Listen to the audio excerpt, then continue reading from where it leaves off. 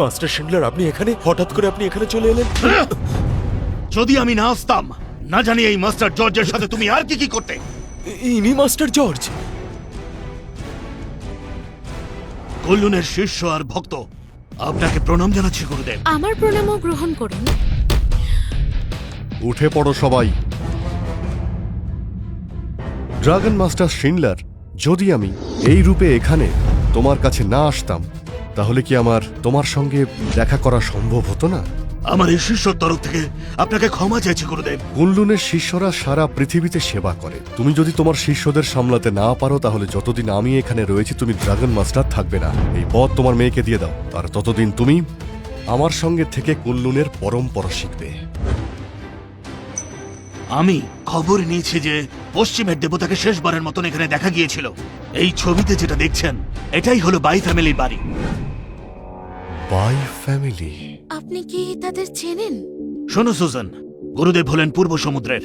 ওনার সাথে বাই ফ্যামিলির বড় মেয়ে ক্যাথরিনের বিবাহ হয়েছিল। গত 3 বছর ধরে এই বাই ফ্যামিলিকে আমরা চোখে চোখে রেখেছি। এটাই আমাদের গুরুদেবের আদেশ ছিল। আমি ওনার ঋণ কোনোদিনও শোধ করতে পারবো না। যতদিন আমি এখানে আছি ওনার ঋণ শোধ করার চেষ্টা করব আমি, কিন্তু তার আগে আমায় ওনাকে শ্রদ্ধাঞ্জলি জানাতে হবে। বাকি সবকিছু পরে দেখে নিচ্ছি।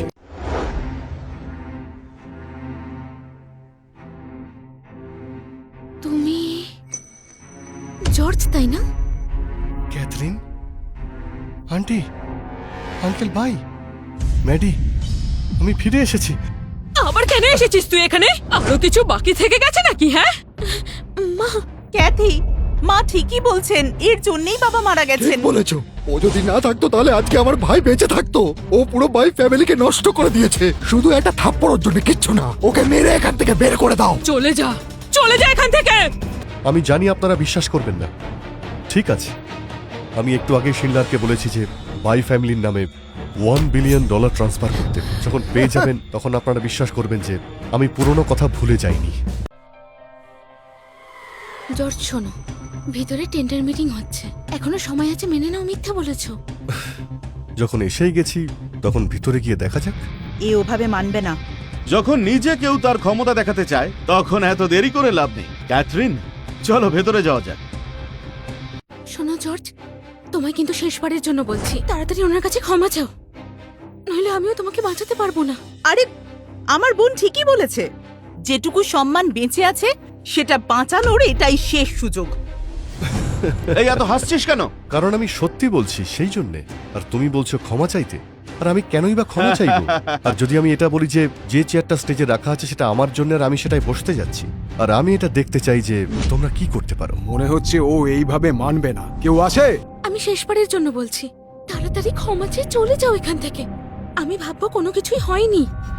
যদি আমি চলে যাই তাহলে এই চেয়ারটা খালি পড়ে থাকবে, আর এই মিটিং এরও কোনো গুরুত্বই থাকবে না। আরে, ও তো দেখছি স্টেজে উঠে গেল। দেখো, আমি এসে গেছি। তোমরা দেখতে চেয়েছিলে না যে এখানে বসার আমার সাহস আছে কিনা? এই দেখো, আমি বসে গেছি। দেখি এবার তোমরা কি করতে পারো। তুই গোটা ড্রাগন গ্রুপকে অপমান করেছিস, আর মাস্টার শিনল্যান্ডকেও। আজ প্রতিজ্ঞা করছি তোকে একটা উপযুক্ত শাস্তি না দিয়ে আমি ছাড়বো না, শয়তান! কি বললে তুমি? মজা দেখাবে?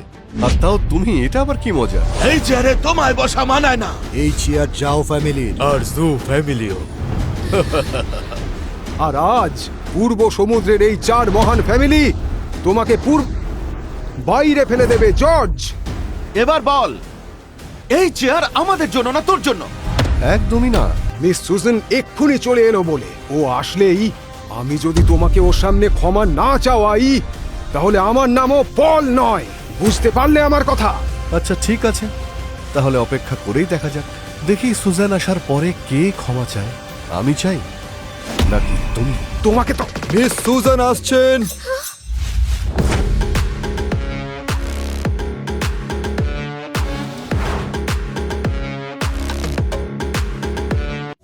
এখন থেকে আপনারা দেখতে পারেন কুকু টিভির পুরো ভিডিও ওয়ার্ল্ড একেবারে ফ্রিতে।